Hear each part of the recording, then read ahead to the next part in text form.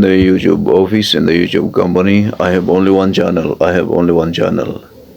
Dito lang di channel ko ngayon, Ferdinand Leo official channel. I-type yun lang data.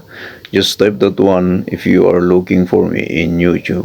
I-type yun lang di Ferdinand Leo official channel. Nubiro kandak di YouTube.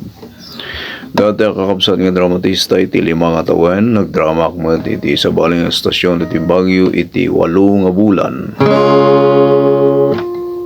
Kas Kapitan Ninteng, ibangir nga estasyon. Ibang radyo, nagdrama kaya iti 5 nga tawen. Ano nagpindot 1994 ang anang rugi ang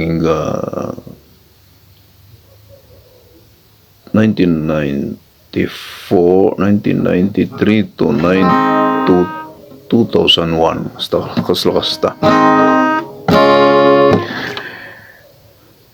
In my heart, in my mind, by the late Sir Romeo Quinonez, I feel like this guy. So nag-claim ng copyright sa mga video ko, mahiya ka naman magnanakaw. Bakit? Ikaw ba ang kumakanta at nagigitara? Nakikita nyo naman, mga kapatid. Kung sino ang kumakanta at kumigitara. I'm Ferdinand Leo. Ako ang kumigitara at kumakanta sa aking mga upload na videos.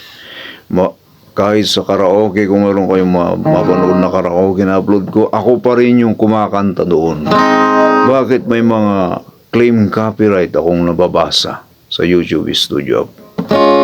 Kindly delete that sermon in the YouTube Studio app. In the YouTube Studio office, kindly delete those vloggers who are claiming copyright to my videos.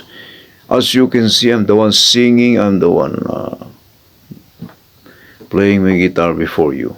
But it's useless that I'm going to upload, and that these culprit people will claim copyright, claim copyright against my videos that I'm doing. It's very dismaying.